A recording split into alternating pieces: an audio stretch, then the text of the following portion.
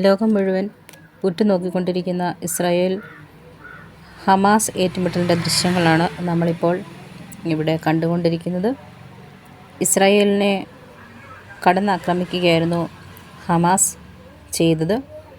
എന്നാൽ ഈ സമയം ഇസ്രായേൽ പ്രത്യാക്രമണവുമായി ഇറങ്ങി തിരിച്ചു കഴിഞ്ഞു. ഗാസയെ തകർത്തെറിഞ്ഞ് ഇസ്രായേൽ മുന്നേറിക്കൊണ്ടിരിക്കുകയാണ്. ഏറ്റുമുട്ടലിൽ ഇരുപക്ഷത്തും 500ഓളം പേർ മരണമടഞ്ഞിരിക്കുന്നു എന്നാണ് അറിയാൻ കഴിഞ്ഞിരിക്കുന്നത്. 50-ലേറെ പേരെ ബന്ദിയാക്കി എന്ന് ഗാസ അവകാശപ്പെടുമ്പോൾ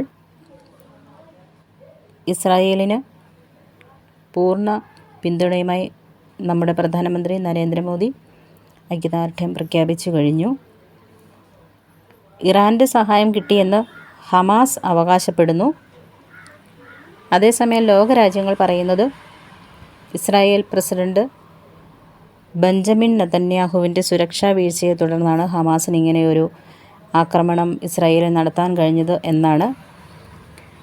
ലോകമെമ്പാടുമുള്ള മലയാളികൾ, ഇന്ത്യക്കാർ എല്ലാവരും ഈ ദൃശ്യങ്ങളെ വളരെ ഭീകരമായ അന്തരീക്ഷത്തെ നോക്കിക്കാണുകയാണ്. അപ്പോൾ നമ്മുടെ മലയാളികൾ, നേഴ്സുമാർ ഒരുപാട് പേര് ഇസ്രായേലിൽ ജോലി ചെയ്യുന്നവരുണ്ട്. അവരൊക്കെ ബങ്കറുകളിൽ അഭയം പ്രാപിച്ചിരിക്കുന്നു എന്നാണ് അറിയാൻ കഴിഞ്ഞത്. ഇതുപോലെയുള്ള ഇസ്രായേലിലെ ആക്രമണങ്ങളിൽ നമ്മുടെ കേരളത്തിലെ ഒരു നേഴ്സ് കൊല്ലപ്പെട്ടത് ഈ സമയം ഓർക്കുന്നു.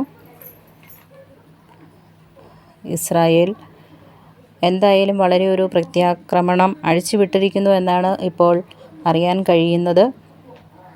സാധാരണ ജനങ്ങളെ ബാധിക്കുന്ന തരത്തിൽ ഈ ആക്രമണം മാറിയിരിക്കുന്നു എന്നാണ് ഇപ്പോൾ നമുക്ക് അറിയാൻ കഴിഞ്ഞിരിക്കുന്നത്.